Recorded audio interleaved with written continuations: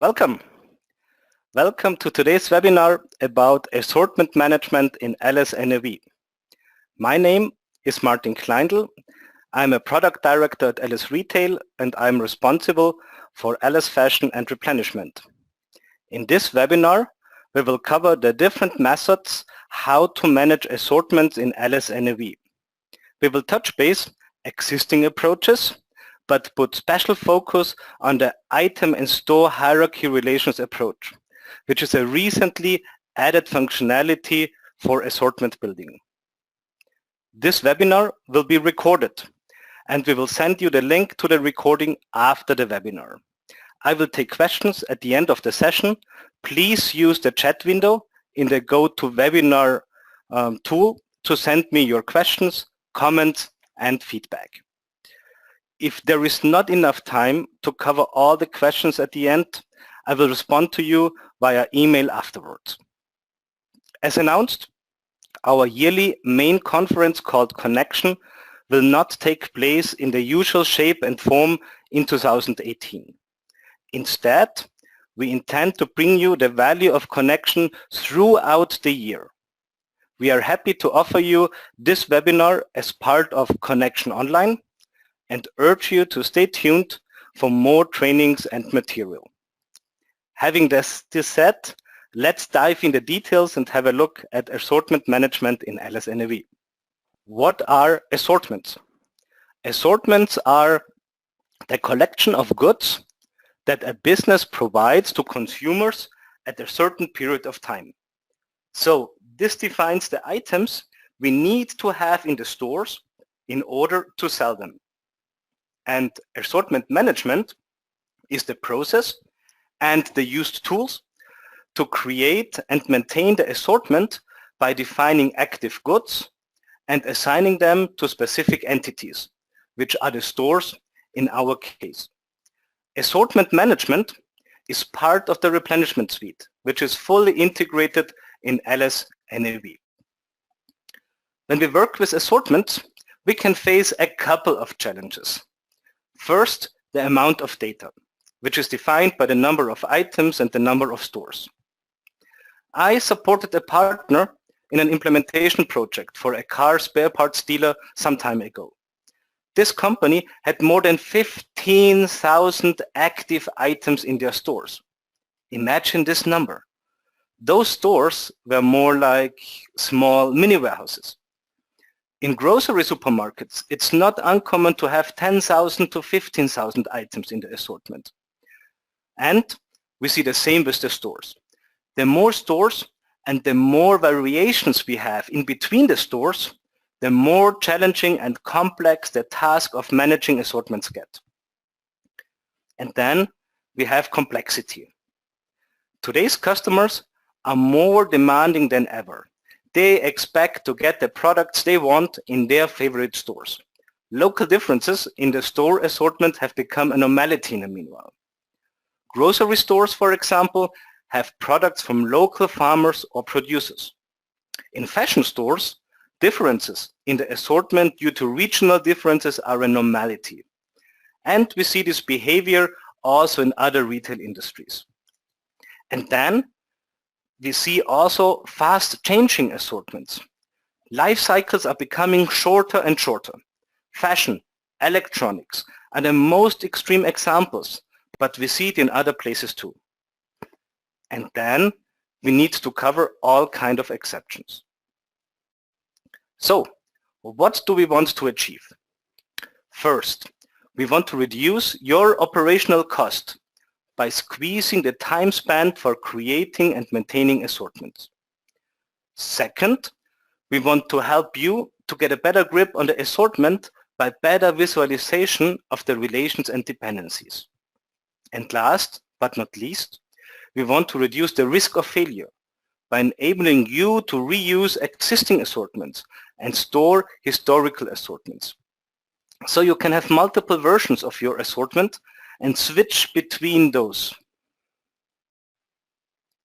Let's have a look on the different approaches, how LS&AV supports you in the process of creating assortments.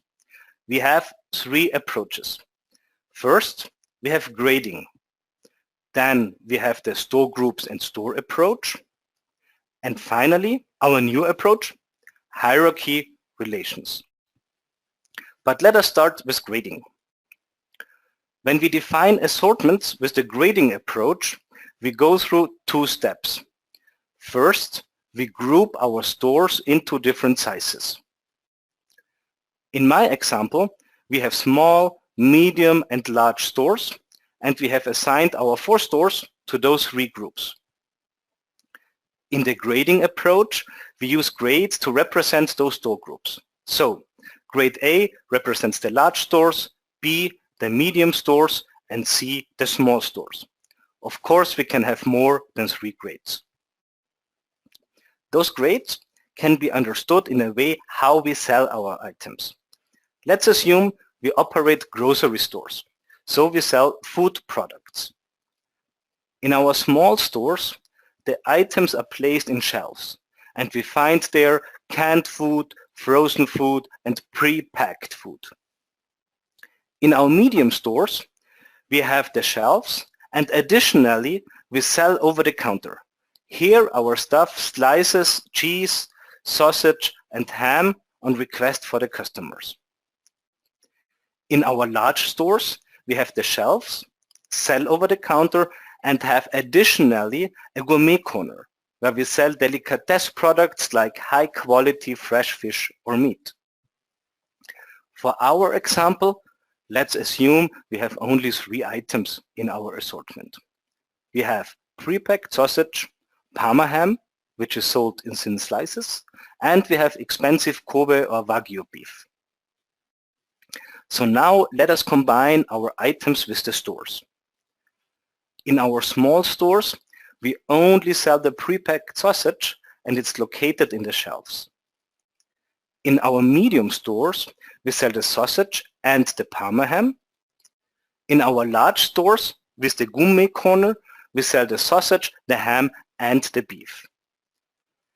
So what we can do, we can also assign grades to the items. An item with grade A is sold in stores with grade A only. An item with grade B is sold in stores with grade B and A. And an item with grade C is sold in stores with grade C, B, and A. Using this rule, we can easily define an assortment by assigning grades to stores and items. In LS-NAV, this is done on the location card in the fast tab replenishment. We assign the proper grade in the field default replenishment grade code.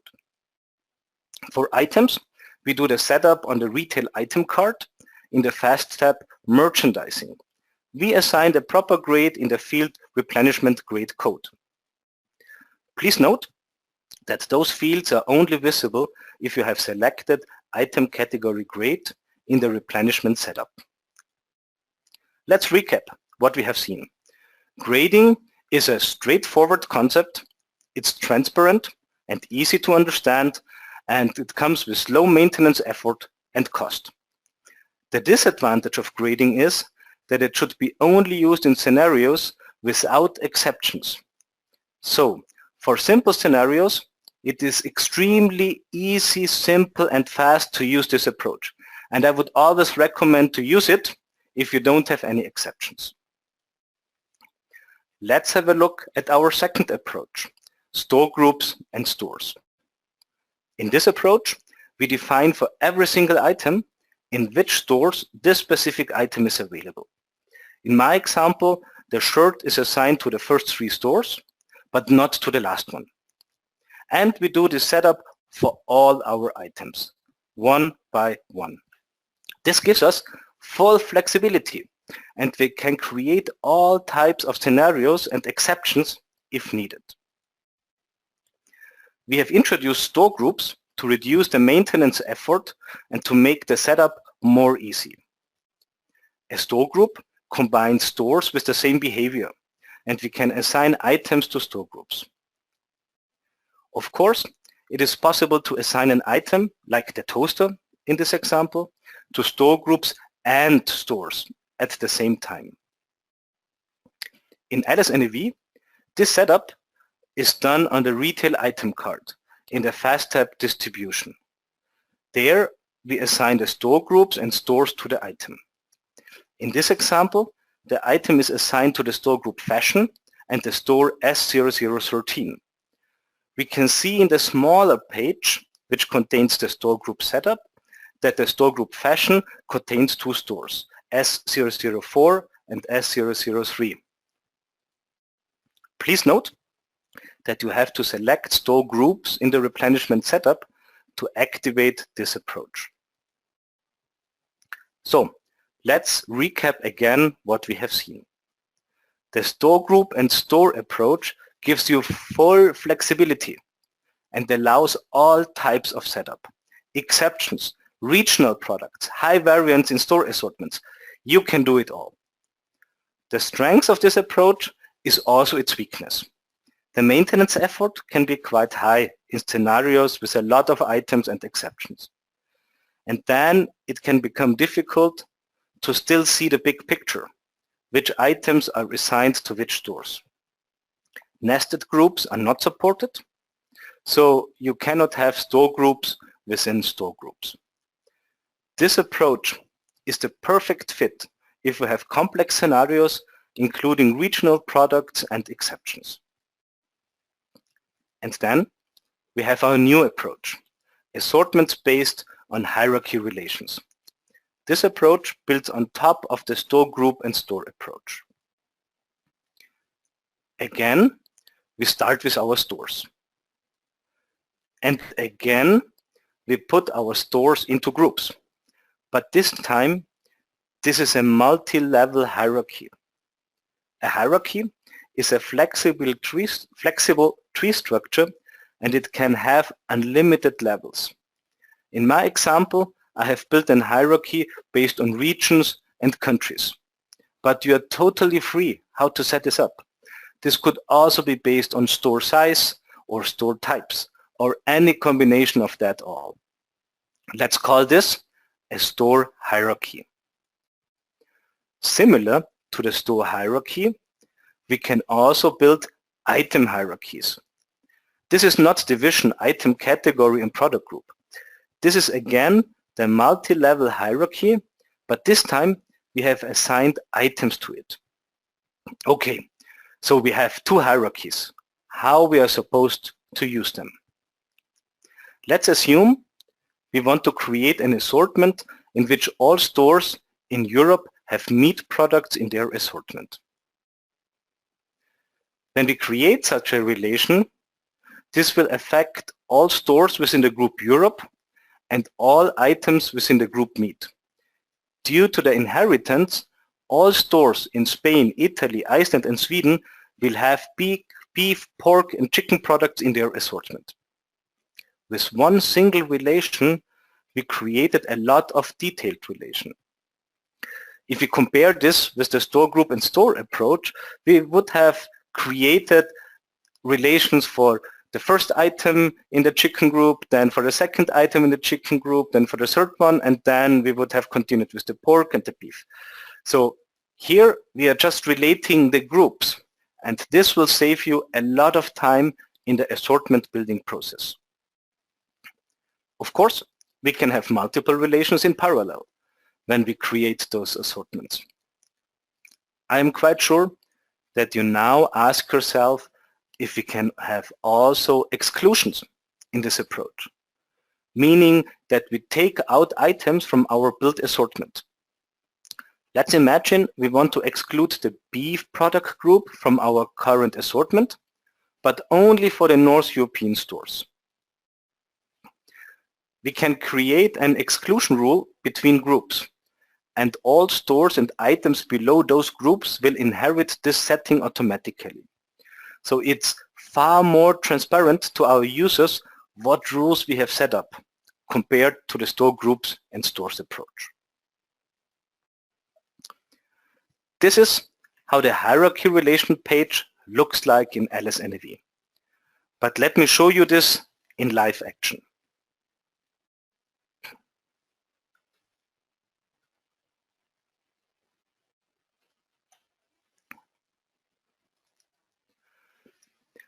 Hierarchies and hierarchy relations can be found in Alice Retail, back office, product design, and here we have our hierarchies and the hierarchy relations.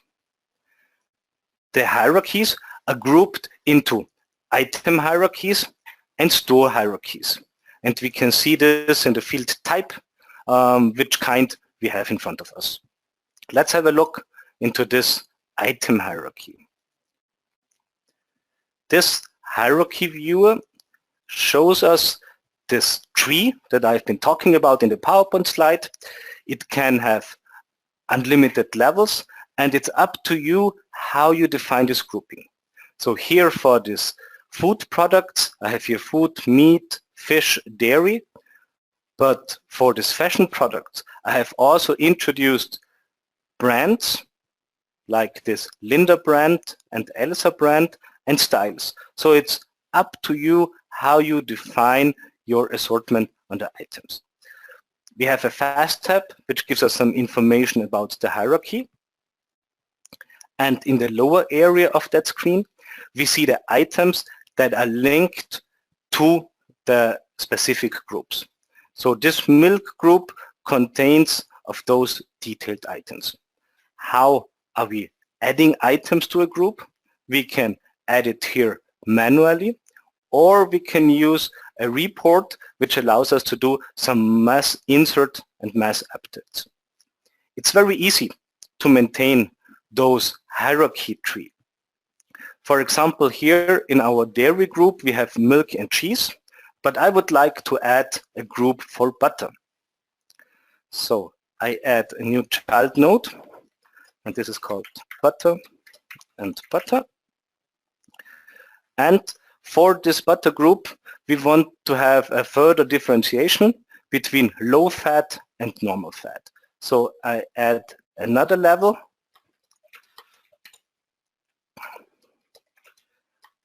Low fat, and then I create a sibling, and this is normal, just normal. We can move this group up with the buttons move up and move down, and by doing that you can create your own specific sort order within the hierarchy. So now let's add some items to this group. We could add it in the hierarchy node link subpage, but I want to use the report. So I click on add items, and here I can filter on various fields for the item, and I will just select the product group for my butter products I have in the database. And since this is normal fat, I also want to differentiate and filter on this one. And here I can use the attributes. So I can filter on this attribute containing fat and select normal. And I could also filter on special groups or on other hierarchy trees, so I can copy from one tree to the other. Let's press OK, and the system added this item for me.